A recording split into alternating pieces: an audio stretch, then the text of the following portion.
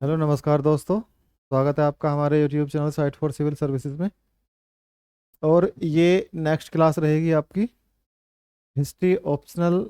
Optional मतलब objective class, जो आपके ऑप्शनल क्वेश्चन जो होते हैं एमसीक्यूज कहते हैं जिनको। ठीक है, तो उसकी आपकी ये नेक्स्ट क्लास है।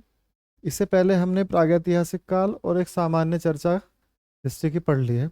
अब हम इसको ज़्यादा से ज़्यादा क्वेश्चन लगाने की कोशिश करेंगे, लंबी लंबी क्लास बनाएंगे जिससे आपको कम से कम क्लास में ज़्यादा से ज़्यादा मटेरियल मिल सके। ठीक है, आज 1-1.5 घंटे की होगी, फिर मैं नेक्स्ट क्लास कम से कम 2-2.5-3 घंटे की बनाऊंगा, जिससे हिस्ट्री आपका कवर हो जाएगा। तो आने वाले जो अपकमिंग एग्जाम है उनमें आपको फ़ायदा होने वाला है। देखिए, आप रिवीजन करते रहिए, जिनका एग्ज़ाम नज़दीक है वो रिवीजन करते रहिए, और साथ ही साथ ज़्यादा से ज़्यादा क्वेश्चन पेपर लगाइए। तो मैं इसीलिए इसको लेकर आया हूँ जिससे आपकी ज़्यादा से ज़्यादा क्वेश्चनों को लेकर प्रैक्टिस हो जाए। ठीक है, इसके साथ जो नेक्स्ट लेवल का एग्ज़ाम होगा, एग्ज़ाम से मतलब नेक्स्ट नेक्स्ट लेवल के जो क्वेश्चन होंगे उन क्वेश्चनों को भी हम टैकल करेंगे। लेकिन अभी हम पहले इन पे फोकस करते हैं, ठीक है ना। तो ऑब्जेक्टिव टाइप में आज हम क्या पढ़ेंगे, सिंधु सभ्यता। ठीक है, तो लूसेंट का जितना भी मटेरियल है आपका ऑब्जेक्टिव का, वो सारा मैं यहाँ लेकर आया हूँ आपके सामने। क्वेश्चन पढ़ूंगा, उसका आंसर बताते हुए चलेंगे, तेजी से हम क्वेश्चनों को करेंगे। ठीक है, चलिए तो चलते हैं इसमें। तो ये इस हड़प्पा और सिंधु सभ्यता से संबंधित बातों को आगे लेके चलते हैं। ठीक, अब देखिए हड़प्पा सभ्यता का सर्वाधिक मान्यता प्राप्त काल, ये कह रहा है मान्यता प्राप्त काल कौन सा है। तो मान्यता प्राप्त काल इसमें जो दे रखा है वो आंसर है 2500 से 1750 ईसा पूर्व। देखिए, इसको लेकर कई अनिश्चित मत हैं। ठीक है, क्यों? वैसे एनसीईआरटी का ही माना जाता है। एनसीईआरटी में जो है आपका 2600 ईसा पूर्व से लेकर और आपका 1900 ईसा पूर्व तक माना जाता है। ठीक है, 2600 ईसा पूर्व से लेकर कब तक, 1900 ईसा पूर्व तक। तो लेकिन यहाँ पे है नहीं, तो इसमें हम इसको मान सकते हैं। निश्चित नहीं हो सका है, ये भी बात सही है, डी भी इसमें सही हो सकता है कि निश्चित नहीं हो सका है। ठीक है, एनसीईआरटी किसी को मानती है 2600 से 1900 के बीच में। ठीक है, आगे चलते हैं क्वेश्चन को। देखिए, सिंधु घाटी की सभ्यता निम्नलिखित में से किस सभ्यता के समकालीन नहीं थी। तो इसमें क्या देखना है कि किसके समकालीन नहीं थी। तो मिस्र के भी थी, मेसोपोटामिया चीन के, लेकिन ग्रीक सभ्यता के समकालीन नहीं थी। सिंधु घाटी की सभ्यता कहाँ तक विस्तृत थी? पंजाब, राजस्थान, आपका पंजाब, राजस्थान, गुजरात, उत्तर प्रदेश, हरियाणा, सिंध और बलूचिस्तान, जो पाकिस्तान का पश्चिमी क्षेत्र है, वहां तक ये विस्तृत थी। सिंधु घाटी की सभ्यता में घोड़े के अवशेष कहाँ से मिले? सुरकोटदा से। ठीक है, ये एग्जाम में बार बार पूछा जाता है। देखिए, क्वेश्चन एग्जाम में रिवाइज होता है, रिपीट होता है।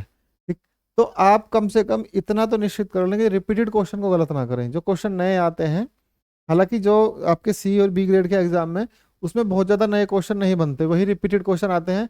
आप पिछले 10 सालों के उठा लेंगे और इधर उधर के जो छोटे मोटे एग्जाम होते हैं उसके आसपास उन सबके पेपर उठा के देख लेंगे तो आपको वही मिलेगा। तो इसमें जो क्वेश्चन है उसमें सभी है आपके पीसीएस लेवल तक के, यूपीएससी लेवल तक के, आपके एसएससी के सब सवाल इसमें घुसा रखे हैं। आपको सारे सवाल एक जगह मिल जाते हैं इसमें। ठीक है, और कुछ अलग से हम उसको अलग से करा देंगे, हालांकि इसी से काम चल जाएगा। अब देखिए, सिंधु घाटी स्थल कालीबंगा किस प्रदेश में है? तो कल बात ही कर रहे थे, राजस्थान में। निम्नलिखित में से किस पदार्थ का उपयोग हड़प्पा काल की मोहरों के निर्माण में मुख्य रूप से किया गया है? तो सेल खड़ी का। तो हड़प्पा काल की जो मोहरें हैं उसमें किसका उपयोग किया गया है? सेल खड़ी का। और कल पाषाण काल की बात आई थी, उसमें स्फटिक खा है। ठीक है ना। तो हड़प्पा सभ्यता किस युग की है? कांस्य युग की। तो इसे क्या कहा गया है? कांस्य युग। ठीक है, अब आगे देखिए, इसको आगे देखेंगे। सिंधु घाटी सभ्यता के लोगों का मुख्य व्यवसाय क्या है? देखिए, इसमें मैंने आंसर लगा रखे हैं। ठीक है, तो इसमें क्या है? व्यापार है।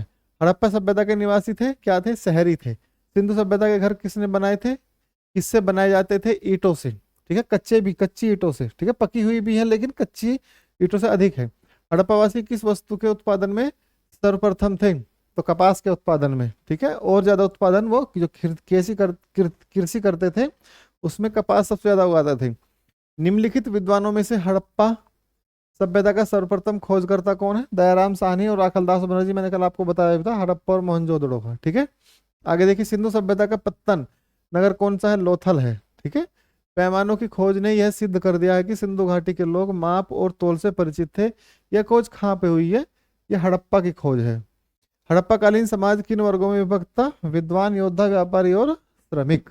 ठीक, अब आ जाइए कि ठीक है, तेजी से क्वेश्चन करते हुए चलेंगे, क्योंकि आपको ना ये रटने नहीं है, बस आपको ये रीड करना है एक तरीके से रीड, और जब इसका आंसर आपको याद रह जाएंगे तो फिर आपको ज़्यादा माथापच्ची करने की जरूरत नहीं पड़ेगी। ठीक है, तो आइए, सिंधु सभ्यता का सर्वाधिक उपयुक्त नाम क्या है? हड़प्पा सभ्यता। ध्यान रखना, सिंधु सभ्यता का नाम चेंज हो चुका है, अभी सरकार ने उसका नाम चेंज करके क्या कर दिया, गंगा, सॉरी, गंगा और सरस्वती जो आपकी नदियां हैं उनके नाम पर इसका नाम रखा गया है। ठीक है, तो सॉरी, गंगा नहीं, सिंधु, सॉरी वो गलती से मुंह से निकल गया था, सिंधु और सरस्वती। तो आपको क्या नाम याद रखना है? सिंधु सरस्वती सभ्यता। ठीक है, सिंधु सभ्यता का सर्वाधिक उपयुक्त नाम क्या है? हड़प्पा सभ्यता। निम्नलिखित में से कौन से लक्षण सिंधु सभ्यता के लोगों का सही चित्रण करते हैं? तो देखिए इसमें क्या कहता है, वे देवियों और देवताओं दोनों को पूजते थे, उनके विशाल महल और मंदिर होते थे, वे युद्ध में घोड़ों द्वारा खींचे जाने वाले रथों का उपयोग करते थे। तीसरा बिल्कुल गलत है। ठीक है, तो कौन से लक्षण सिंधु सभ्यता के लोगों का सही चित्रण करते हैं? उनके विशाल महल और मंदिर होते थे, ये भी ठीक है वैसे इसमें, और वे देवी देवता और उन दोनों की पूजा करते थे, तो इसमें 1 और 2 आएगा, ये इसमें गलत लगा हुआ है। ठीक है, आगे देखिए, हड़प्पा सभ्यता की खोज किस वर्ष में हुई थी? हड़प्पा सभ्यता की खोज 1921 में। ठीक है, हड़प्पा सभ्यता के बारे में कौन सी उक्ति सही है? उन्होंने पशुपति का सम्मान करना प्रारंभ किया। अश्वमेध की जानकारी, ये गलत है। गाय उनके लिए पवित्र है, ये गलत है। उनकी संस्कृति सामान्य स्थिर नहीं थी, सामान्यतः स्थिर नहीं थी, गलत है। उनकी संस्कृति स्थिर थी, उन्होंने पशुपति का सम्मान करना प्रारंभ किया था। ठीक है, वहां पे जो मूर्ति मिली है उसको पशुपति की मूर्ति ही माना गया है। आगे देखिए, हड़प्पा के लोगों की सामाजिक पद्धति क्या थी? उचित समतावादी। ठीक है, यह आपको रट लेना है, क्या है? उचित समतावादी। सिंध का नखलिस्तान बाग हड़प्पा सभ्यता के किस पुरा स्थल को कहा जाता है? मोहनजोदड़ो को।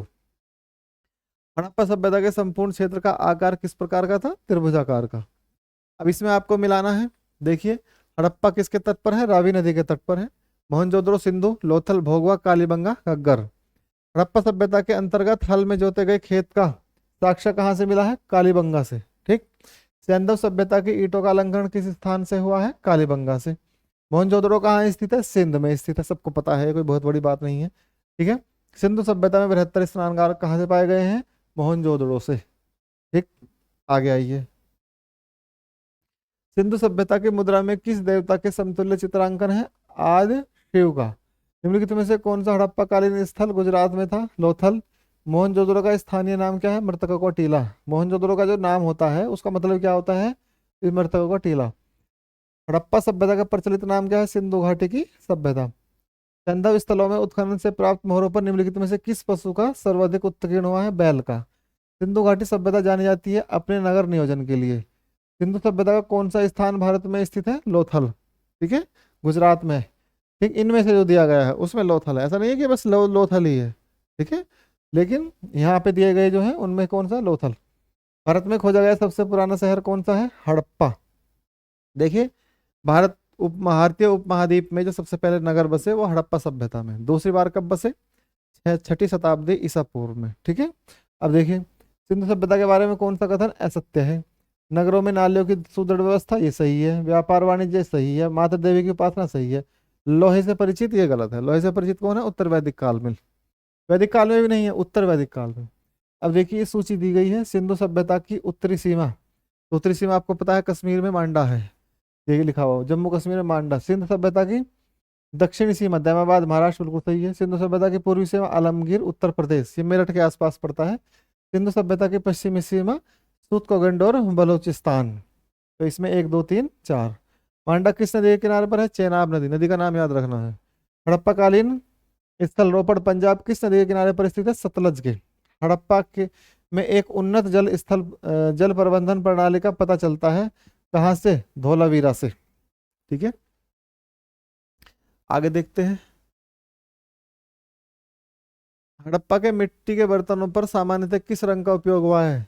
बस लाल रंग याद रखना है आपको, सामान्यतः लाल और काले रंग होगा। सिंधु सभ्यता पर, सिंधु सभ्यता निम्नलिखित में से किस युग में पड़ता है? आदि ऐतिहासिक काल, प्रोटो हिस्टोरिकल पीरियड। सिंधु सभ्यता या सिंधु घाटी सभ्यता की विकसित अवस्था में निम्नलिखित में से किस स्थल से घरों में कुओं के अवशेष मिले हैं? मोहनजोदड़ो से कुओं के अवशेष मिले हैं। सिंधु घाटी सभ्यता को खोज निकालने में जिन 2 भारतीयों का नाम जुड़ा है, दयाराम साहनी और राखलदास बनर्जी, अभी मैंने जिक्र किया था इनका। रंगपुर जहाँ हड़प्पा की समकालीन सभ्यता है वो कहाँ है, रंगपुर कहाँ है, महाराष्ट्र में या सौराष्ट्र में, एक ही बात है। हड़प्पा एवं मोहनजोदड़ो की पुरातात्विक खुदाई के प्रभावी कौन है, सर जॉन मार्शल। ध्यान रखना, जो खुदाई की है या जिसने पता लगाया, रखलदास बनर्जी और दयाराम साहनी। लेकिन किसके नेतृत्व में खुदाई हुई है, कौन है वो, सर जॉन मार्शल। ये नाम इस तरीके से याद रखना, कंफ्यूज नहीं होना है।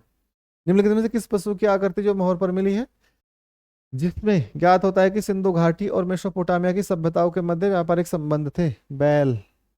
ठीक है, कौन सा है, बैल है।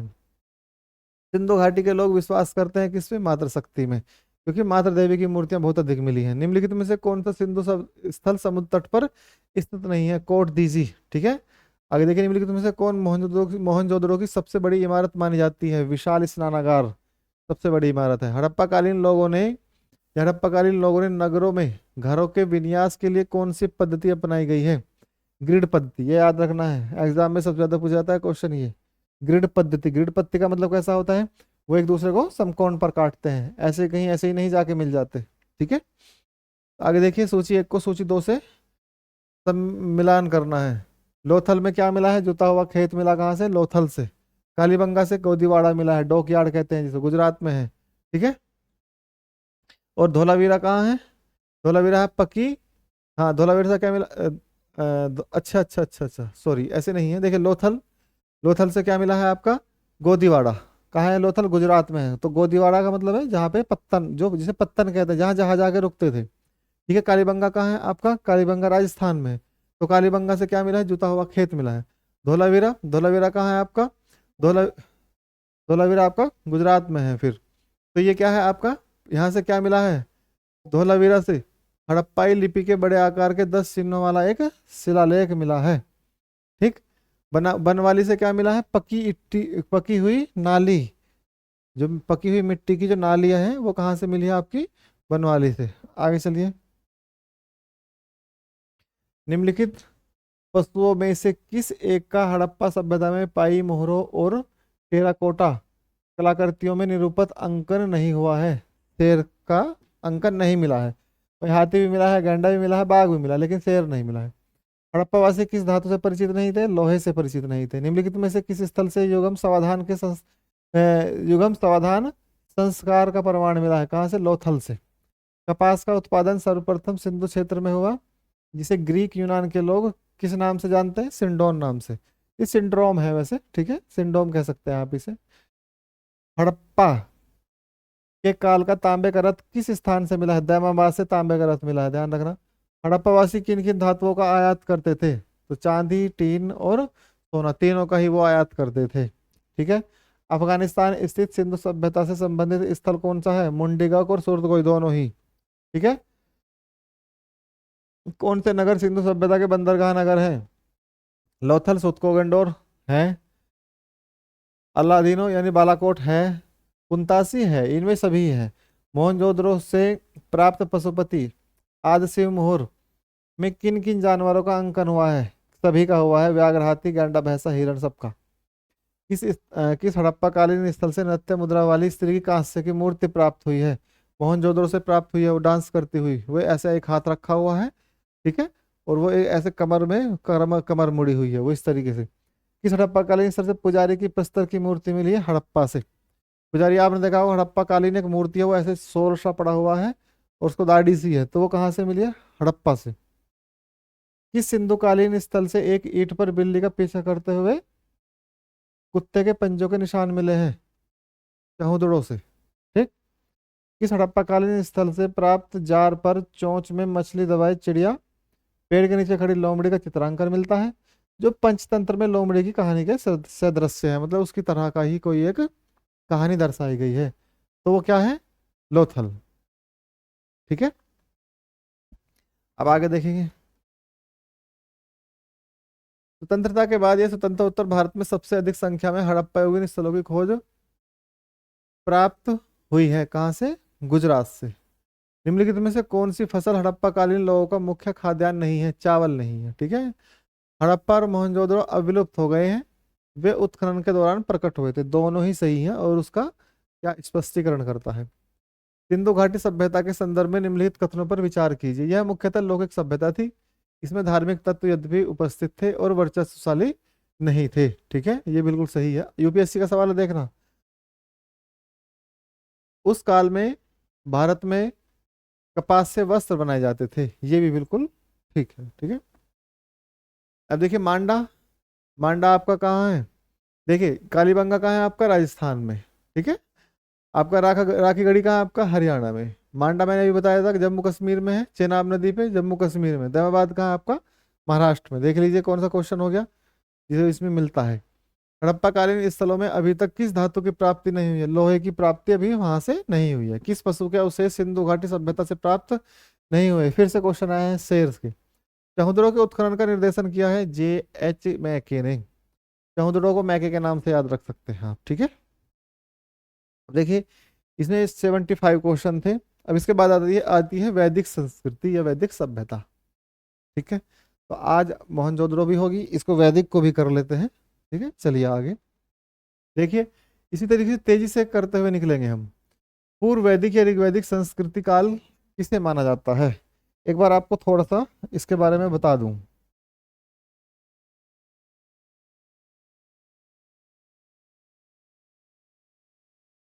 देखिए जो आपका वैदिक काल है, वैदिक काल, उसे आपको आप उसको दो भागों में बांटा गया है। एक है ऋग्वैदिक, कौन सा? एक है ऋग्वैदिक काल और एक है उत्तर वैदिक। एक है कौन सा? उत्तर वैदिक। ठीक है, अब ये जो ऋग्वैदिक है ये है आपका 1500 से 1000 ईसा पूर्व का। 1500 से 1000 ईसा पूर्व। और ये है आपका 1000 से 600 ईसा पूर्व। कितना? 600 ईसा पूर्व तक का। ठीक, अब इसी में एक सूत्र साहित्य काल आता है, उसको हम वैदिक काल में नहीं रखते, वो वैदिक काल और महाजनपद काल के बीच का माना जाता है। तो सूत्र साहित्य काल हिंदू धर्म का बिल्कुल पतन का काल माना जाता है।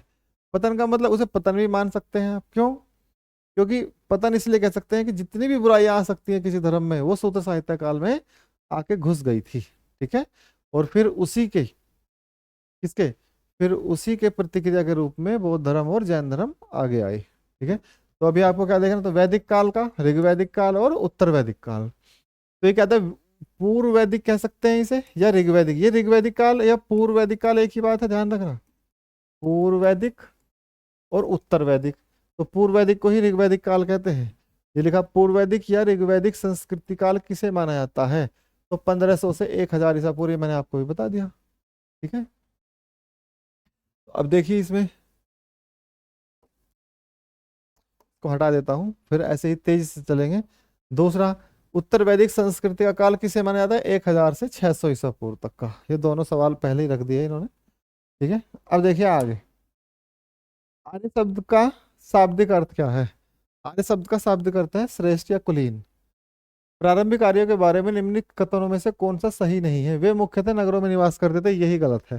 ठीक है, और सब सही हो सकते हैं जो ऊपर लिखे गए हैं। इनमें से किस फसल का ज्ञान वैदिक काल के लोगों को नहीं था? तो वैदिक काल के लोगों को तंबाकू का ज्ञान नहीं था, जौ चावल गेहूं तीनों का था।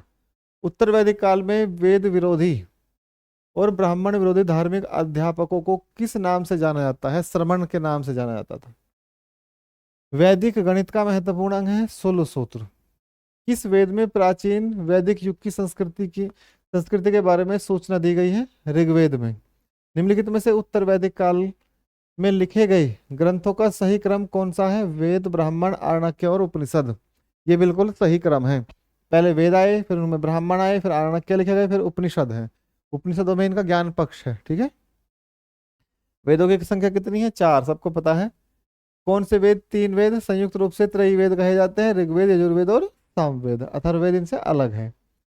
भारत के राज चिन्ह में प्रयुक्त होने वाला शब्द कौन सा? सत्यमेव जयते। ये बहुत पुराना सवाल है, हालांकि क्वेश्चन जो सेट करता है उसके मूड की बात है, वो रख भी सकता है। बहुत बार पूछा गया है, हो सकता है ना आए ना भी आए, लेकिन अगर आ जाता है तो आपको गलत नहीं करके आना है, क्योंकि यही क्वेश्चन जो रिपीटेड है वही गलत नहीं होने चाहिए।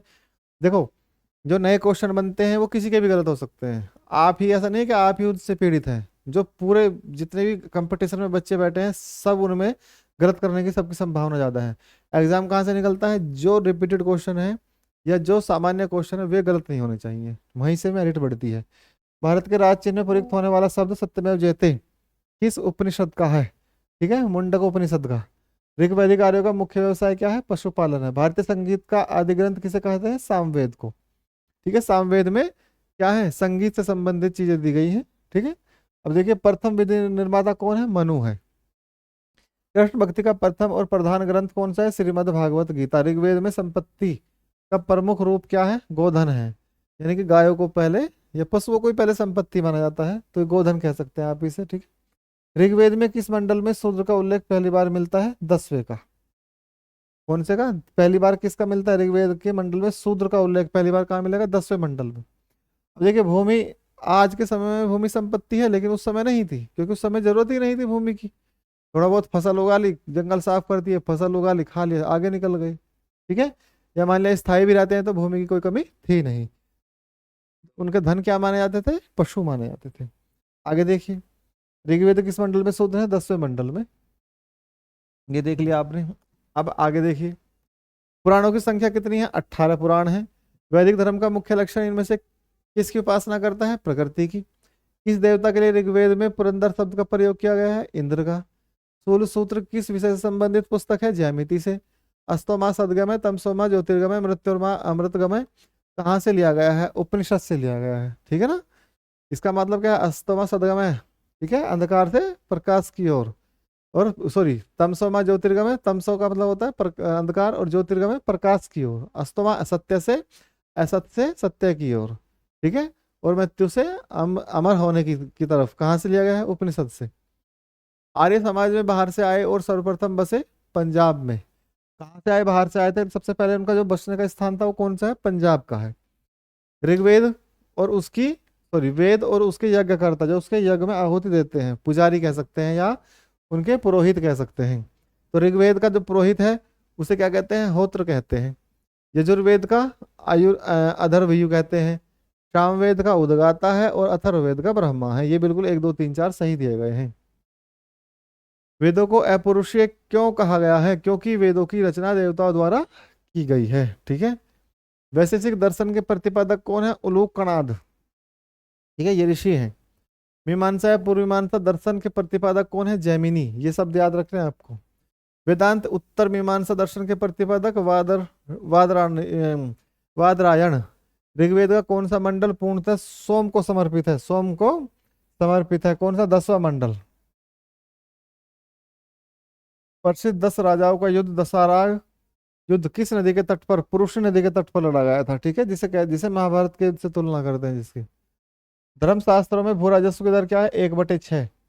अधिकतर देखिए 1/6। अगर आपको नहीं पता, ये केवल धर्मशास्त्रों की बात नहीं कर रहा है, ये आपको यहाँ से लेकर अब तक उत्तर मुगल काल तक भी, या उसके बाद तक भी, उसके बाद तो खैर सिस्टम बदल ही गया था। भूमि की उपज का 1/6 ही लिया जाता था अधिकतर समय में। ठीक है, अगर आपको कुछ याद ना हो तो 1/6 आंख बंद करके लगाया ना। ठीक है, उसके 90% सही होने के चांस हो जाएंगे। 800 ईसा पूर्व से 600 ईसा पूर्व का काल किस युग से जुड़ा हुआ है? ब्राह्मण युग से। किस काल में अछूत की अवधारणा स्पष्ट रूप से हुई? धर्मशास्त्र के काल में। अछूत की मैंने अभी बताया था ना आपको, सूत्र साहित्य काल या धर्म काल, सॉरी जो सूत्र साहित्य काल या धर्मशास्त्र काल एक ही बात है। तो अछूतों की यानी कि हिंदू धर्म में इतनी चीजें, इतनी कुरीतियां आ गई थी कि उसमें अछूत की धारणा भी आ गई थी। एशिया माइनर स्थित बोगजकोई का महत्व इसलिए है क्योंकि वहां जो अभिलेख प्राप्त हुए हैं उनमें 4 वैदिक देवताएं हैं। कौन कौन से? इंद्र, वरुण, मित्र और नातस्य। गायत्री मंत्र ऋग्वेद में है। न्याय दर्शन को प्रचारित करता है गौतम ने। प्राचीन भारत में निष्क किसे कहा गया? स्वर्ण आभूषण को। योग दर्शन के प्रतिपादक पतंजलि हैं। उपनिषद पुस्तकें दर्शन पर आधारित हैं। अब आपको सूची मिलानी है। ऋग्वेद को संगीत में स्रोत, ठीक है, ये गलत है। संगीत में कौन सा है? सामवेद। अभी तो पढ़ा था हमने थोड़ी देर पहले, सामवेद में संगीत में है। ठीक है, तो इसमें कौन सा है? ऋग्वेद। तो स्रोत और प्रार्थनाएं पहले वेद में है, तो ये कौन सा? ए का 4 हो जाएगा। तो ए का 4 देख लीजिए कौन से में है? ए और सी में है। तो हालांकि इसमें आंसर का निशान लगा हुआ है, लेकिन फिर भी मैं तरीका बता रहा हूँ आपको। आगे देखिए, यजुर्वेद, यजुर्वेद का कौन सा है, स्रोत और कर्मकांड है, तो फिर आपको पता ही लग जाएगा कि कौन सा है। ठीक है, तो आंसर इज ए। आरंभिक वैदिक साहित्य में सर्वाधिक वर्णित नदी सिंधु। सिंधु का सबसे ज्यादा सिंधु की सबसे ज्यादा चर्चा की गई है, सिंधु और सरस्वती की। उपनिषद काल में राजा अश्वपति शासक है केकई के। अध्यात्म ज्ञान के विषय में नचिकेता और यम का संवाद किस उपनिषद में है, कंठोपनिषद में, ध्यान रखना, ये एग्जाम में पूछा जाता है। वैदिक नदी कुंभा यानी काबुल कहाँ का स्थान निर्धारित होता है, अफगानिस्तान में। कपिल मुनि द्वारा प्रतिपादित दार्शनिक प्रणाली सांख्य दर्शन। कपिल मुनि का दर्शन कौन सा है, सांख्य। ठीक है, अब आगे देखिए, भारत में या भारतीय किस स्थल की खुदाई में लौह धातु के प्रचलन में प्राचीनतम प्रमाण मिले हैं, अंतरजी खेड़ा के। मैंने कल भी बताया था आपको, कल का मतलब पहली क्लास में भी बताया था आपको कि अंतरजी खेड़ा से जो हमें लोहे के साक्ष्य मिले हैं वे, अंतरजी खेड़ा कहाँ है, इलाहाबाद में, 800 ईसा पूर्व के हैं। ठीक है, अब आगे देखिए, और सबसे पहले वे ही हैं भारत में। और भारतीय उपमहाद्वीप की बात करूँ तो 1000 ईसा पूर्व के हैं, कहाँ पे, गांधार में। निम्नलिखित में से किसका संकलन ऋग्वेद पर आधारित है, सामवेद का। निम्नलिखित में से कौन प्रस्थांतरी में शामिल नहीं है, भागवत। कर्म का सिद्धांत मीमांसा से लिया गया है। सुमेलित करना है, ईश्वर, सॉरी, अथर्ववेद, ऋग्वेद, यजुर्वेद और सामवेद। तो अथर्ववेद में किसकी बात कही गई है, अथर्ववेद, ऋग्वेद और सामवेद, औषधियों से संबंधित। तो औषधियों से संबंधित ये ऋग्वेद का ही एक वेद है, जिसे आयुर्वेद कहा गया है। ठीक है, तो इसमें गलत दे रखा है, देखिए मिलान के इसमें अथर्ववेद दे रखा है, ऐसा नहीं है, हालांकि उसमें दी गई है, लेकिन आयुर्वेद होता है ज़्यादा बेटर होता है। आगे देखते हैं, बी का पहला बता रखा है ऋग्वेद में ईश्वर की महिमा, ये बिल्कुल ठीक है। ठीक है, ऋग्वेद में ईश्वर की महिमा है। यजुर्वेद में आपका कर्मकांड वगैरह है, तो क्या हो गया फिर, बलि हो गया। सामवेद संगीत का है। ठीक है, तो अथर्ववेद बचा, अथर्ववेद तीसरा औषधियों से संबंधित, ये अथर्ववेद नहीं है, ये आपका आयुर्वेद होना चाहिए। ठीक है, वैसे अथर्ववेद भी हो सकता है। ठीक, तो आपको कौन सा लगाना है, ए। चरक संहिता नामक पुस्तक किस विषय से संबंधित है, चिकित्सा से। चरक संहिता किससे, चिकित्सा। यज्ञ संबंधी विधि विधान यजुर्वेद से। वैदिक युगीन सभा क्या है, मंत्री परिषद थी। क्या थी, मंत्री परिषद। वैदिक युग में प्रचलित लोकप्रिय शासन प्रणाली गणतंत्र है। सबसे प्राचीन वेद कौन सा है, ऋग्वेद है। निम्नलिखित में से कौन सा भारतीय दर्शन की आरंभिक विचारधारा है, सांख्य की। सांख्य, योग, न्याय, वैशेषिक, मीमांसा और वेदांत, इन 6 भिन्न भारतीय दर्शनों की स्पष्ट रूप से अभिव्यक्ति हुई है वैदिक युग में। ठीक है, ये निम्नलिखित में से वह दस्तकारी कौन सी है जो आर्य द्वारा व्यवहार में नहीं लाई गई थी। तो देखिए लोहार है, क्योंकि लोहे का ज्ञान था ही नहीं, तो लोहे का ज्ञान नहीं था, ये बिल्कुल आप कॉमन सेंस से भी कर सकते हैं। तो सुमेलित कीजिए उपवेद और संबंधित वेद। तो उपवेद का मतलब है जो उससे संबंधित वेद से एक उपवेद निकले हैं। जैसे आयुर्वेद किससे निकला है, यजुर्वेद का भाग है। धनुर्वेद यजुर्वेद का, आपका किसका है, यजुर्वेद का। गंधर्ववेद सामवेद का। शिल्पवेद यानी अर्थशास्त्र अथर्ववेद का है। तो 1 2 3 4, ये आपको ये लिस्ट याद रखनी है पूरी आपको, ये एग्जाम में सबसे ज्यादा पूछी जाती है। आगे देखिए, ऋग्वेद के किन 6 मंडलों को वंश मंडल, गोत्र मंडल कहा जाता है, दूसरे को और 7वें को। ठीक है, किस वेद में जादुई माया और वशीकरण के बारे में बताया गया है, अथर्ववेद में। आर्य शब्द इंगित करता है श्रेष्ठ वंश को। ऋग्वेद में कुल कितने मंडल हैं, 10 मंडल है। भारत यानी कि आर्य भारत में संभवतः आए मध्य एशिया से, ऐसा माना जाता है, अभी कोई निश्चित थ्योरी नहीं है। ठीक है, तो ऐसे सवाल पूछता भी नहीं है, देख लिए कहीं आप पूछा ही नहीं गया होगा। ठीक, कोई यूरोप से कहता है, कोई पूर्वी एशिया से भी कहता है, मध्य एशिया से भी कहता है। ठीक है, तो वैसे इन ऑप्शनों में ज्यादा बेटर कौन सा है, मध्य एशिया। कौन सा वेद अंशतः गद्य रूप से भी रचित है, यजुर्वेद। सभा और समिति प्रजापति की 2 पुत्रियां हैं, उनका उल्लेख अथर्ववेद में, ध्यान रखना। कभी कभी ऋग्वेद ध्यान रहता है, नहीं, अथर्ववेद है। वैदिक युग की प्राचीनतम संस्था कौन सी है, विदत है। प्राचीनतम संस्था, वैदिक युग की प्राचीनतम संस्था कौन सी है, विदत। विदत सभा और समिति, तो सबसे पहले कौन थी, विदत थी, उसके बाद सभा और समिति आई। ठीक है, ब्राह्मण धर्मों या ब्राह्मण ग्रंथों में सर्वाधिक प्राचीन कौन सा है, शतपथ ब्राह्मण है। गोत्र व्यवस्था प्रचलन में कब आई, उत्तर वैदिक काल में। ठीक है, ये गोत्र जो आप अपने पीछे लगाते हैं, ये कब से आई है, उत्तर वैदिक काल में। अनुलोम विवाह का अर्थ क्या है, उच्च वर्ण का पुरुष और निम्न वर्ण की नारी। प्रतिलोम विवाह का मतलब क्या है, उच्च वर्ण की महिला और निम्न वर्ण का पुरुष। वैदिक युग में यह कहा जाता है किसको, जौ को। ब्रिविरी शब्द किसके लिए प्रयुक्त हुआ है, चावल के लिए। अथर्व किसके लिए, पवित्र जादू के लिए। ठीक है, अब देखिए इसमें सुमेलित करना है आपको। तो शिक्षा ध्वनि शास्त्र है, कल्प सूत्र में कर्मकांड है, निरुक्त में क्या है आपका भाषा वगैरह है, छंद क्या है छंद शास्त्र है। तो 1 2 3 4 ये सही है। आगे देखिए, प्राचीनतम व्याकरण अष्टाध्यायी के रचनाकार है पाणिनि, ये तो सबको पता है। निम्नलिखित में से कौन सी स्मृति प्राचीनतम है? मनुस्मृति सबसे प्राचीन है, ये लिखा हुआ। आदि काव्य की संज्ञा किसे दी जाती है? रामायण को आदि काव्य कहा जाता है। प्राचीनतम पुराण क्या है? मत्स्य पुराण है। ऋग्वेद में सबसे पवित्र नदी किसे माना जाता है? सरस्वती को सबसे पवित्र माना जाता है। वैदिक समाज की आधारभूत इकाई क्या है? कुल या कुटुंब या परिवार कह सकते हैं, ठीक है। ऋग्वैदिक काल के उस सबसे प्रधान देवता की पहचान करें जिसकी स्तुति में 250 सूक्तों की रचना है, इंद्र की। और यही सबसे ज्यादा ध्यान रखना। इसके बाद फिर अग्नि आता है जिसमें 200 सूक्तों की बात करते हैं। किस वेद में सभा को नरेष्ठ या अर्थात सामूहिक वाद विवाद अलुंघनीय कहा गया है? अथर्ववेद को। किस रचना में नारी को सुरा और पाशा के समान 3 बुराइयों में गिना गया है? मैत्रेयी संहिता में। उत्तर वैदिक काल में किस देवता को सर्वोच्च स्थान प्राप्त है? प्रजापति को। राजसूय यज्ञ, अश्वमेध यज्ञ, वाजपेयी यज्ञ, अरिष्टनेमी, ये क्या है? सॉरी, अग्निष्टोम यज्ञ। तो इसमें इनके सामने ही दिया गया है। तो 1 2 3 4 राजा के सिंहासन से संबंधित दिया गया। अश्वमेध राजनीतिक शक्ति को बढ़ाने के लिए है। वाजपेयी शौर्य प्रदर्शन, प्रजा के मनोरंजन किया जाने वाला। और अग्निष्ट कौन सा है? देवताओं को प्रसन्न करने हेतु अग्नि को पशु बलि दिया जाने वाला, सोमरस का पान किया जाने वाला। अब आगे देखिए, आपको नाम बताने हैं और नदी बतानी है। तो पुरुषनी नदी कौन सी है? रावी नदी को पुरुषनी नदी कहा गया है। शत्रुदी सतलज, देखिए कैसे ही शत्रुदी बनता है शैसे ही सतलज बनता है, ऐसे याद रखना है। जब आपको शत्रुदी सतलज याद हो गया तो फिर दूसरी इस तरीके से याद करनी है आपको। पुरुषनी रावी हो गया, अस्किनी चिनाब और विपाशा व्यास। देखिए वैसे ही वैसे ही विपाशा बना है और वैसे ही व्यास बना है, तो दो तो याद हो गई, वैसे विपाशा वैसे व्यास। शैसे शत्रुदी सहते सतलज, तो बची दो, बस उनको तो याद करना है, ठीक है। संस्कारों की कुल संख्या कितनी है? 16 संस्कार है, ठीक है। संस्कार कितने होते हैं? 16। अब आगे देखिए, सुमेलित कीजिए। ब्रह्म विवाह, ब्रह्म विवाह का मतलब क्या है? समान वर्ण या जाति का विवाह। दैव विवाह, पुरोहित से विवाह किया जाता था, यानी कि पुजारी से विवाह कर देते कन्या का। आर्ष विवाह, कन्या मूल्य के रूप में एक जोड़ी गाय और बैल चुरा कर किया गया विवाह। प्रजापात्य विवाह, बिना दहेज का विवाह, ठीक है। गंधर्व विवाह, प्रेम विवाह। आसुर विवाह, कन्या को खरीद कर किया गया विवाह। राक्षस विवाह, जबरदस्ती पराजित करके या उनको कुछ ऐसा खिलाकर। और पेशाच विवाह, सोई हुई कन्या को गुमराह कर मानसिक रूप से स्वस्थ कन्या को गुमराह करके उसके साथ किया गया विवाह, ठीक है।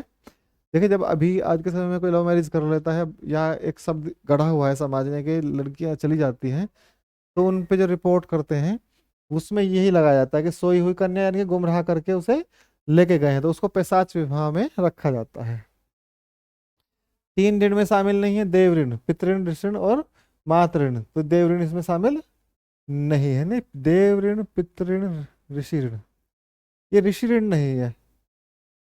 या मातृ ऋण, देव तो है, देव भी है, पितृ भी है, ऋषि है, हाँ ठीक है। मातृ ऋण नहीं है, माता का ऋण नहीं माना गया। ऋग्वैदिक काल से संबंधित मध्यभारत संस्कृति कौन सी है? गेरुवर्णी, यानी कि ओसीपी। गेरुवर्णी का मतलब होता है आपके जो गे धू क्या बोलते हैं उसको, गेरुआ कलर का जो होता है, ठीक है। उत्तर वैदिक काल से संबंधित मध्यभारत संस्कृति, चित्रित धूसर मध्यभारत। उत्तर वैदिक काल में कौन से हैं? चित्रित धूसर। और ऋग्वैदिक काल में कौन से हैं? गेरु, ठीक है। हरियाणा प्रांत में चित्रित धूसर मृदभांड स्थित किस स्थान पर उत्खनन में प्रकाश में आए? भगवानपुर में। प्राचीन तम विवाह संस्कार का वर्णन करने वाला विवाह सूक्त किसमें पाया गया है? ऋग्वेद में। ऋग्वेद में अगन्य यानी कि वध योग्य नहीं है, क्या? गाय नहीं है। संग्रहित, संहित्र, संग्रहित्र, कोषाध्यक्ष। संग्रहित का मतलब संग्रह करने वाला, तो कोषाध्यक्ष ही होगा बिल्कुल। भागदूत, तो ये भाग भी क्या है? एक प्रकार का कर ही था, ठीक है। तो ये कर संग्रह करता का है। तो छता या छत्री, पासे के खेल में राजा का सहायक। और अक्षवाप का आपका प्रतिहारी यानी राजप्रसाद का रक्षक। ये बिल्कुल सारे सही हैं। रित, रित प्राकृतिक संतुलन स्थापित करने के कारण किस वैदिक देवता को ऋतस्य गोप कहा गया है? ठीक है, ये वरुण को कहा गया है, ठीक है, ऋतस्य गोप। ये जब क्रोध में आते थे तो शरीर में पानी की कमी हो जाती थी, डायरिया हो जाता था, बीमारी। निम्नलिखित में से कौन मूलतः जल या समुद्र का देवता है? वरुण, ठीक है, ये आपको देखना है। आगे देखिए,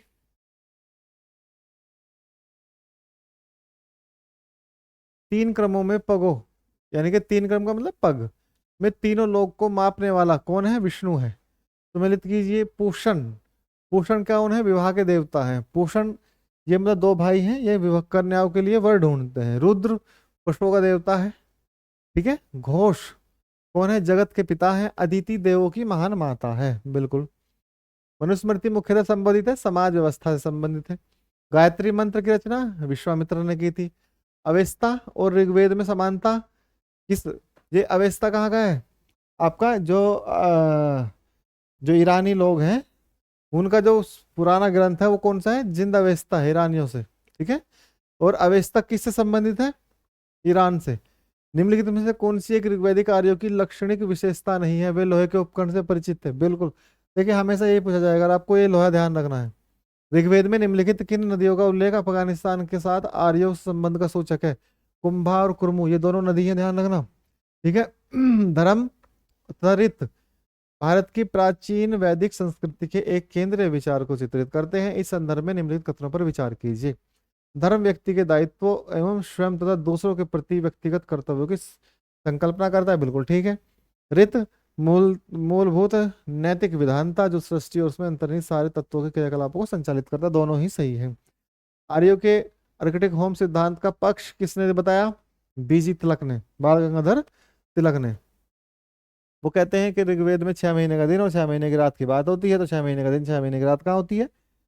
वैदर्भों पे तो होगा। तो उन्हें ऐसा लगता है कि वो वहीं से आए थे। ठीक है। तो कुंभा पुरुषनी, अच्छा इसमें आधुनिक नाम देखने हैं और इनके नाम बताने हैं नदियों के। तो मैंने कल क्या बताया, अभी थोड़ी देर पहले क्या बताया था? शत्रुद्धि। बताइए शत्रुद्धि कौन सी है? सतलज है। तो सिंपल सी बात है, डी का 4 हो गया।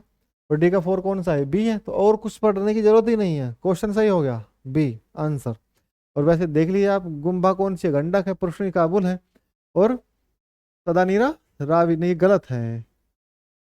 इसमें क्या है? सोच दे दे, कूट से उत्तर का चयन कीजिए। वैदिक नदियां और उनका आधुनिक नाम। अच्छा, ये बिल्कुल आधुनिक नाम की बात कर रहा है। ठीक है। सही है। कुंभा एक गंडक है। पुरुषनी काबुल नदी को क्या कहा गया? पुरुषनी नदी। काबुल पुरुषनी तो रावी नदी है। तदानीरा रावी। हाँ तो ठीक तो है। ए का दूसरा, बी का तीसरा सही तो है, मैं उसको वहां पढ़ रहा हूँ। ठीक है। तो इसमें क्वेश्चन क्या हो गया? बी आंसर हो गया, बी। ऋग्वेद में कितने सूक्त हैं? 1028 सूक्त हैं। पूर्व वैदिक आर्यों का प्रमुख या पूर्व वैदिक आर्यों का धर्म मुख्यतः कौन सा है? प्रकृति पूजा करते हैं और यज्ञ करते हैं। वे प्रकृति की पूजा करते हैं और उन प्राकृतिक देवताओं को खुश करने के लिए क्या करते हैं? यज्ञ करते हैं। और कुछ याद नहीं रखना, ना वे मूर्ति पूजक है, ना वे प्रकृति पूजक, और भक्ति भक्ति भक्ति भी नहीं करते हुए। तो इसमें भक्ति आ गया, इसलिए ये नहीं हो सकता, वो है ही नहीं। तो प्रकृति पूजा और यज्ञ है। पतंजलि कौन है? पतंजलि, बताइए पतंजलि कौन है? तो पतंजलि पाणिनि के संस्कृत व्याकरण है का एक टीकाकार है, यानी कि अष्टाध्यायी पर टीका किसने लिखी है? पतंजलि ने। शतपथ ब्राह्मण से संबंधित राजा विदेह माधव से संबंधित ऋषि है कौन है? गौतम। अब देखिए, अब आ जाता है आपका महाजनपद काल। तो ये महाजनपद काल जो है 600 ईसा पूर्व से लेकर कब तक का है? 325 ईसा पूर्व तक का। ठीक। ईसा पूर्व क्या होते हैं, कैसे होते हैं, मैंने पहले क्लास में बता रखा है, आप वहां जाके देख सकते हैं। ठीक है। अब देखिए, आगे बढ़िए। सूची 1 को सूची 2 से सुमेलित कीजिए। एक थोड़ी सी कहानी बता देता हूँ। देखिए जैसे आर्य आए, उससे पहले सिंधु सभ्यता समाप्त हो चुकी थी। फिर आर्य आए, उन्होंने धीरे धीरे अपने क्षेत्र को बढ़ाया। वे जो उनका अभी पहले पंजाब और उसके आसपास का क्षेत्र बताया जाता है उनकी एंट्री का। उसके बाद फिर वे वहां से मध्य गंगा घाटी की तरफ बढ़े। मध्य गंगा का मतलब है जो आपका अभी आपका बिहार और उसके आसपास का जो क्षेत्र है उस तरफ तक वो बढ़े। जंगलों को साफ किया और वहां उन्होंने खेती करना शुरू कर दिया। फिर धीरे धीरे जब वो स्थापित एक कबीलों के रूप में बसने लगी है, तो फिर बसने लगे तो एक राजनीतिक धारणा उत्पन्न हुई। और राजनीतिक धारणा उत्पन्न होने के साथ साथ फिर क्या, साम्राज्यवादी धारणा उत्पन्न होने लगी। और धीरे धीरे अखिल भारतीय का जो तत्व है वो कहाँ दिखने लगा? वो उन छोटे कबीलों और उनको जो दूसरे कबीलों पर नियंत्रण करने को लेकर दिखता रहा। तो उसमें कामयाब कौन रहा? उसमें कामयाब रहा मगध का साम्राज्य। और मगध के नेतृत्व में अखिल भारतीय धारणा सामने आई है, वही महाजनपद काल है। तो महाजनपद कितने हैं? 16 महाजनपद थे। ठीक है। तो इनके बारे में जो बताया गया है वो जैन ग्रंथों में भी बताया गया है और बौद्ध ग्रंथों में भी इसके बारे में बताया गया है। तो देखिए, सूची 1 महाजनपद और सूची 2 उसकी राजधानी है। तो इन जनपदों की, महाजनपदों की राजधानी भी थी। तो हम यहीं से शुरू करते हैं। गांधार, गांधार की राजधानी जो है आपकी वो क्या है, वो तक्षशिला है। ठीक है, गांधार कहाँ पे है आपका, ऊपर अफगानिस्तान में। ठीक, तो उसकी राजधानी क्या थी, तक्षशिला थी। ठीक है, सुरसेन, सुरसेन की राजधानी आपकी मथुरा है। वत्स जो है, वत्स की राजधानी कौशाम्बी और कौशल की श्रावस्ती है। ऐसी 16 महाजनपद आप ऐसे याद कर लेंगे, देख लेना। हर्यक वंश के किस शासक को कुणिक कहा गया है, अजातशत्रु को कुणिक कहा गया है। किस शासक ने गंगा और सोन नदी के तट पर पाटलिपुत्र, यानी कि जो पटना है अभी फिलहाल में, जो पटना है, पाटलिपुत्र उद्यान ने बसाया था वो। शिशुनाग वंश का वह कौन सा शासक था जिसके समय में वैशाली में द्वितीय बौद्ध संगति का आयोजन किया गया, उसे काकवर्ण के नाम से भी जाना जाता है। कालाशोक को काकवर्ण के नाम से जाना जाता है। 323 ईसा पूर्व में सिकंदर महान की मृत्यु हुई थी, वो कहाँ पे हुई थी, बेबीलोन में। सिकंदर महान पुरुष पुरुष या पुरुष की सेनाओं ने निम्नलिखित में से किस नदी के आमने सामने वाले तटों पर पड़ाव डाला हुआ था, झेलम नदी के तटों पर। ठीक है, और युद्ध भी यही हुआ था, झेलम नदी पर ही। अब देखिए आगे, किस प्रकार का मृद भांड, किस प्रकार का मृद भांड यानी पोल्ट्री भारत में द्वितीय नगरीकरण यानी शहरीकरण का प्रारंभ का प्रतीक माना जाता है। उत्तर कोली पोलिस कृत बर्तन। उत्तरी कोली, काले पोलिस का मतलब है, उत्तरी का मतलब है ये काली पोलिस पहले भी है, हड़प्पा काल में भी काली पोलिस है, उससे पहले भी काली पोलिस है, लेकिन उत्तरी का मतलब है बाद के काले और पोलिशदार, अच्छे, एक तरीके से फर्निश्ड बर्तन। ये क्या माने जाते हैं, ये द्वितीय नगरीकरण के समय के माने जाता है। आगे देखो, पाली ग्रंथों में गांव में मुखिया को क्या कहा जाता है, भोजक या ग्राम भोजक। ठीक है, उज्जैन का प्राचीन नाम अवंतिका है। उज्जैन का प्राचीन नाम क्या, अवंतिका है। नंदवंश का संस्थापक महापदम नंद। यूनानी लेखकों के द्वारा अग्रमीज किसे कहा गया है, धनानंद को कहा गया है। प्राचीन भारत में पहला विदेशी आक्रमण किसके समय में हुआ, ईरानियों के समय में हुआ था। प्राचीन भारत में दूसरा विदेशी आक्रमण यूनानियों के द्वारा हुआ। ईरान के हखामनी वंश के किस शासक ने भारतीय भूभाग को जीतने के बाद उसे फारस का 20वां साम्राज्य कहा, दारा का है, वो डेरियस कहते हैं जिसको, डेरियस प्रथम। हाइडेस यानी कि वितस्ता, आधुनिक नाम झेलम का युद्ध 326 ईसा पूर्व किन शासकों के बीच हुआ, सिकंदर और पोरस के बीच हुआ। समझ में आ रही ना बात, या इसे पूर्व भी कहते हैं, सिकंदर और पोरस के बीच में। सिकंदर ने भारत पर कब आक्रमण किया, 326 ईसा पूर्व में। ठीक, अब सूची और वंश बतानी है आपको, शासक और वो किस वंश से है। बिंबिसार हर्यक वंश से है, कालाशोक किस शिशुनाग वंश से है, महापद्मनंद मौर्य वंश से। ठीक है, और बिंदुसार किस वंश से, नंद वंश से है। तो बताइए क्या ये सही है, यही गलत है। ठीक है, महापद्मनंद किससे है, नंद वंश से है। बिंदुसार कौन से वंश से, मौर्य वंश से। शिशुनाग कालाशोक है, कालाशोक किससे, शिशुनाग वंश से। बिंबिसार हर्यक वंश से। हो गया ना, 1 2 4 3। आगे देखिए, सूची 1 को सूची 2 से सुमेलित कीजिए। महाजनपद सूची, आधुनिक क्षेत्र, मगध अभी अभी का जो पटना और गया का क्षेत्र, वत्स इलाहाबाद के आसपास का, कौशल अवध, अवंती मालवा, मालवा कहाँ है आपका, एमपी में, मालवा और आपका एमपी का और महाराष्ट्र का अपर वाला जो क्षेत्र है वो। मगध की प्रथम राजधानी कौन सी है, ग्रीवराज, राजगृह कहते हैं जिसे। ठीक है, किस शासक द्वारा सर्वप्रथम पाटलिपुत्र राजधानी के रूप में चयनित की गई थी, उदयन के द्वारा। सबसे पहले पाटलिपुत्र उसने बसाया था। 16 महाजनपदों की सूची का है, अगुंतम निकाय में ये ग्रंथ है। ठीक है, निम्नलिखित में से मगध का कौन सा राजा सिकंदर महान का समकालीन था, धनानंद। ठीक है, धनानंद के समय में ही भारत पर आक्रमण किया था, लेकिन वो अंदर मगध तक नहीं पहुंच पाया। वो मगध के साम्राज्य की पश्चिमी सीमाओं तक ही लड़कर और वहीं से वापस चला गया। प्रथम मगध साम्राज्य का उत्कर्ष किस सदी में हुआ था, 6ठी शताब्दी ईसा पूर्व में। सिकंदर की भारत में सफलता के कारण क्या थे, 1 2 3 4 सभी है। भारत में तब कोई केंद्रीय सत्ता नहीं थी। केंद्रीय सत्ता देखो थी लेकिन मजबूत नहीं थी, हम ऐसा कह सकते हैं।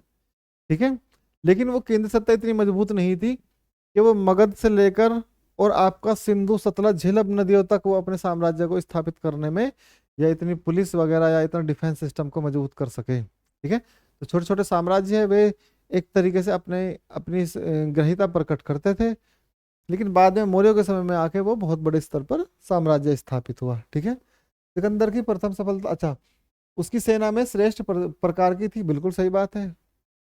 वे लोग घोड़ों पे बैठ के लड़ते थे, या हाथियों पे लड़ते थे। उसे देशद्रोही भारतीय शासकों का सहयोग मिला। देखिए, देशद्रोही नहीं कह सकते, क्योंकि देशद्रोही आप उसे कहेंगे जब देश हो।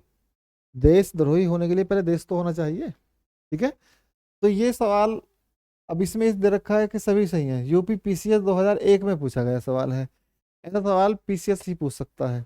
यूपीएससी कभी भी ऐसा सेंटेंस नहीं रखेगी। क्यों? उसे देशद्रोही शासकों का, ये बिल्कुल गलत शब्द है। अब से देखिए, उससे पहले और ना ही उस समय धनानंद जो शासक था, धनानंद और जो नंद के समय का जो साम्राज्य था, वो इतना बड़ा साम्राज्य नहीं था, ना ही इतनी बड़ी दूर तक वो अपने आप को स्थापित कर पाए कि उत्तर में पाकिस्तान और आपका अफगानिस्तान गंधार तक के क्षेत्र को वो कवर कर लें, और या पूर्व में वो असम तक के क्षेत्र को कवर कर लें। ठीक है। तो जब देश ही नहीं था, कोई स्थापित साम्राज्य ही नहीं था, तो आप ये भी नहीं कह सकते कि वो देशद्रोही थे। ठीक है। बस देखा सामने बड़ी सेना है तो वो झुक गए। झुकने के बाद सबको लगा कि क्या होता है, फिर आपस में मिल जाते हैं, फिर नए टेरिटरी को जीतते हैं, फिर उसमें बंटवारा हो जाता है, तो इसे आप देशद्रोही नहीं कह सकते। ठीक है। लेकिन फिर भी हमें यह मान लेना होगा वह एक अच्छा प्रशासक था। तो इसमें एक दो और चार अगर हो तो लगाया ना, नहीं तो एक दो तीन चार चल जाएगा इसमें। प्रदोत्त, तो ये आपको, ये राजा है और ये राज्य है। ठीक है। तो प्रदोत्त जो है वो आपका कहाँ का, अवंती का राजा है। हाँ ये रहा प्रदोत्त, अवंती का राजा है। उदयन कहाँ का है आपका, मगध का है। ठीक है। तो जो उद्यन है वो कहाँ का है, अ, उद्यन वत्स का दे रखा है इसमें। वत्स, वत्स का कैसे हो जाएगा, उद्यन। और ये प्रसन्नजीत कहाँ का है आपका, प्रसन्नजीत है आपका कौशल का है। ये ठीक है। अजात शत्रु कहाँ है, अजात, हाँ सही है, अजात शत्रु मगध का है, और प्रदोत जो है, ये उद्यन जो है वत्स का है। ठीक है। आगे देखिए, अभिलेखीय साक्ष्य में से प्रकट होता है कि नंद राजा के आदेश से एक नहर खोदी गई, कलिंग में खोदी गई थी भाई। नहरों की बात करें तो कलिंग याद रखना है, उड़ीसा के आसपास का जो क्षेत्र है उसे कलिंग कहते थे। पहला ईरानी शासक जिसे भारत में कुछ भागों को अपने अधीन किया था, डेरियस, दारा कहते हैं जिसको। मगध के राजा अजातशत्रु का सदैव किस गणराज्य के साथ युद्ध रहा है, वज्जी संघ के साथ में। वज्जी संघ के विरुद्ध मगध साम्राज्य या मगध राज्य के किस शासक ने प्रथम बार रथ मुलक, ऐसा रथ जिसमें गदा जैसा हथियार जुड़ा था और महाशिलाकंटक पत्थर को फेंकने वाला गुप्त हथियारों का प्रयोग किया गया है। आपने महाबली मूवी देखी होगी तो उसमें रत्नमूलक और महाशिलाकंटक दोनों का उपयोग किया गया है। ठीक है। तो ये महाशिलाकंटक आप देखते होंगे, वो इस तरीके का एक ऐसा, उसमें यहाँ पे पत्थर रखा और ऐसे ताकत से फेंक देते थे तो दुश्मन सेना पर जा पड़ता था। वो कई कुंटल के पत्थर हुआ करते थे, तो उसमें ताकत से बड़ी बड़ी रस्सियों के साथ में हाथियों से खींच के इस तरीके से फिकवाया जाया करता था। ठीक है। तो वो क्या है, वो महाशिलाकंटक है। और ये क्या है, रथमूलक। रथमूलक एक प्रकार का क्या है, गदा, गदा भी कह सकते हैं आप इसमें। यानी कि ये रथ के आसपास लगा रहता था, जिससे रथ के आसपास कोई आता ही नहीं था, यानी दुश्मन जिससे राजा के पास में ना आ सके। नंद वंश का अंतिम सम्राट कौन है, धनानंद है। भारत में सिक्कों मुद्रा का प्रचलन कब हुआ है, 600 ईसा पूर्व में। ये बात बिल्कुल आपको सही से याद रखनी है। निम्न राजाओं पर विचार कीजिए, अजातशत्रु, बिंदुसार और प्रसेनजीत। इसमें आपको ये बताना है कि कौन सा बुद्ध के समकालीन है। अजातशत्रु बुद्ध के समकालीन थे और उन्होंने, अजातशत्रु ने बुद्ध से सलाह भी ली थी। आप ये बात ध्यान रखना है। तो ये तो पहला तो है ही है। प्रसन्नजीत, बिंदुसार नहीं है, वो बाद के हैं, प्रसन्नजीत हैं। तो एक और तीसरा। ठीक है। देखिए यहाँ आया तो था अभी आंसर में, प्रसन्नजीत कहाँ के हैं, ये आया तो था प्रसन्नजीत, ये लिखा ना, ये रहा। तो प्रसन्नजीत कहाँ के हैं, कौशल का जो राजा था। और ये अजातशत्रु, ये मगध का साम्राज्य, मगध मगध का शासक था। ठीक है। मगध शासक, किस मगध सम्राट ने अंक का विलय अपने राज्य में किया था, बिंबिसार ने। किस शासक ने अवंती को जीतकर मगध का हिस्सा बना दिया, शिशुनाग ने। मगध सम्राट बिंबिसार ने अपने राजवैद्य जीवक को किस राज्य के राजा की चिकित्सा के लिए भेजा था, अवंती में। ठीक है। और ये क्या, 6ठी शताब्दी ईसा पूर्व के दौरान बड़े राज्यों में उदयन का मुख्य कारण, उदय का मुख्य कारण क्या था। देखिए सामान्य समझिए, 6ठी शताब्दी ईसा पूर्व के दौरान बड़े राज्यों का उदय का मुख्य कारण, उत्तर प्रदेश बिहार में व्यापक पैमाने पर लोहे का उपयोग। लोहा नहीं बोलना है। फिर आइए, मगध बिंबिसार ने अपने राजवैद्य किसको भेजा, अवंती को।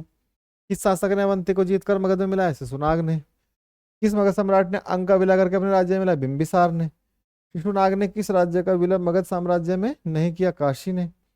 काशी और लिच्छवी का विलय मगध साम्राज्य में किसने किया, अजातशत्रु ने। अजातशत्रु काशी का ही गवर्नर था, ध्यान रखना। फिर बाद में उसने काशी को अवध, उसमें मगध में मिला के मगध का साम्राज्य का विस्तार किया था। मगध साम्राज्य के बारे में कौन सही नहीं है, देखिए पुराणों और महाकाव्यों के अनुसार इनकी स्थापना बृहद्रथ ने की थी, ये गलत है। महापद्म नंद ने इसे सर्वाधिक विस्तार प्रदान किया, ये तो बिल्कुल गलत है ही है, आगे जाने की कोई मतलब ही नहीं है। तो ग्रीवराज, राजगृह, पाटलिपुत्र, वैशाली क्रम से इसकी 4 राजधानियां बनी थी। तो ग्रीवराज था, राजगृह था, पाटलिपुत्र था, लेकिन वैशाली इसकी राजधानी नहीं रही, तो ये गलत है। तो इसमें से कोई नहीं। सिकंदर के आक्रमण के समय उत्तर भारत पर निम्नलिखित राजवंशों में किसका एक शासन था? नंद वंश का। जब सिकंदर भारत पर आक्रमण करता है तो भारत में किसका शासन है? नंदों का। निम्नलिखित में से कौन सा एक ईसा पूर्व 6ठी शताब्दी यानी कि भारत प्रारंभ में भारत का सर्वाधिक शक्तिशाली नगर राज्य था? मगध। ठीक है, इसमें कुछ सोचना ही नहीं है। अब आगे देखो, निम्नलिखित में से कौन कौन से भारत पर ईरानी आक्रमण के प्रभाव के रूप में माना जाता है? तो खरोष्ठी लिपि का प्रचार बिल्कुल सही है, अभिलेख उत्कीर्ण करने की कला बिल्कुल सही है, ईरानी छत्र प्रणाली बिल्कुल सही है, घंटा आकार के गुंबज ये भी बिल्कुल सही है, स्त्री अंगरक्षकों की नियुक्ति बिल्कुल सही है, सारे सही है। निम्नलिखित में से कौन सा एक सिकंदर के आक्रमण का प्रभाव नहीं है? उसने भारत को यूनान की रियासत बनाया है, बिल्कुल गलत है। निम्नलिखित में से किस राज्य में गणतंत्रात्मक शासन व्यवस्था नहीं है? मगध में गणतंत्र नहीं है, मगध में कैसा है? राजतंत्र है। ठीक है, ये ये भाई हम गणतंत्र नहीं कह सकते, लेकिन फिर भी ये लोग आपस में सभा समितियों के द्वारा डिसीजन लेते थे, तो गणतंत्र ही है।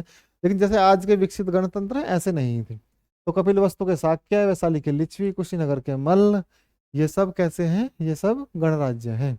निम्नलिखित में से किसे सेनिया, नियमित और स्थायी सेना रखने वाला कहा गया है? बिंबिसार नियमित और स्थायी सेना रखी थी उसने। निम्नलिखित में से किसे उग्रसेन कहा गया है? भयानक सेना का स्वामी। महापद्म नंद को। डेरियस यानी कि दारा प्रथम ने 516 ईसा पूर्व में सिंधु के तटवर्ती भूभाग को जीतकर उसे ईरान का 20वां राज्य यानी कि 20वां क्षत्रप बनाया। उसने कितना राजस्व प्राप्त होता था? 360 टैलेंट उसकी जो मुद्रा है। निम्नलिखित में से कौन सिकंदर के साथ भारत आने वाला इतिहासकार नहीं है? हेरोडोटस। महाजनपद काल में श्रेणियों के संचालक को क्या कहा जाता है? श्रेष्ठिन। उनका जो हेड होता था। गृहपति का अर्थ है धनी किसान। ठीक है, गृहपति का अर्थ क्या है? धनी किसान। आगे देखिए, सूची 1 को सूची 2 के साथ सुमेलित कीजिए। अष्टकुलक, परामर्शदायी संस्था, महामात्र, उच्च कोटि का अधिकारी, ये बिल्कुल सही है। बलि साधक, बलि साधक क्या है? किसानों से कर वसूलने वाला। बलि एक प्रकार का कर है, इसे आप ऐसी बलि मत समझिएगा किसी को मार के कहीं चढ़ा देना, नहीं। बलि एक प्रकार का कर ही है। टोलकी यानी कि शुल्क अध्यक्ष यानी कि शुल्क वसूलने वाला, व्यापारियों और व्यापारियों से, शिल्पियों से शुल्क और चुंगी वसूलने वाला अधिकारी, बिल्कुल सही है। मगध के किस प्रारंभिक शासक ने राज्यारोहण के लिए अपने पिता की हत्या कर दी थी? अजातशत्रु, जिसे पितरहंता, ठीक है ना, पितरहंता जो एक तरीके से वंश है वो भी कहा जाता है इसे। ठीक है, हर्यक वंश को पितरहंता वंश भी कहते हैं। विश्व का पहला गणतंत्र वैशाली में किसके द्वारा स्थापित किया गया था? लिच्छवियों ने। देखिए बिहार पीसीएस में पूछा गया है। कुरु अभी महाजनपद है और उनकी राजधानी है। तो कुरु कहाँ का है? दिल्ली का है। ठीक है, दिल्ली के आसपास। तो दिल्ली को क्या कहते थे? इंद्रप्रस्थ कहा जाता था। तो कुरु क्या है? इंद्रप्रस्थ है। ठीक है, और दूसरा पांचाल क्या है? अहिछत्र है। कौशल की राजधानी क्या है? आपकी साकेत है। वत्स की कौशाम्बी है। ठीक है, इनमें से कौन एक बौद्ध ग्रंथ 16 महाजनपदों का उल्लेख करता है? अगुंतर निकाय। ठीक है, अभी पीछे भी सवाल आया था। निम्नलिखित में से कौन एक मगध साम्राज्य की राजधानी नहीं रहा है? कौशाम्बी मगध की राजधानी नहीं रहा है। पाटलिपुत्र, ग्रीवज, राजगृह सब रहे। ठीक है, इससे पहले जो क्वेश्चन आया था उसमें वैशाली था सेंटेंस में। ये तीनों दिए गए थे, ग्रीवराज, राजगृह और पाटलिपुत्र, वैशाली, तो वो गलत था। ठीक है, तो इसमें ये तीनों है, लेकिन कौशाम्बी कभी राजधानी नहीं रही है। ठीक है,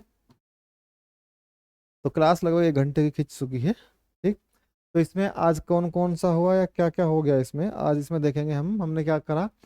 आज सिंधु सभ्यता, 16 महाजनपद काल और उसके बाद का और उत्तर वैदिक काल हमने इतना कर लिया है। ठीक है, तो इसके बाद जो आपका आता है धार्मिक आंदोलन 6ठी शताब्दी से पूर्व में।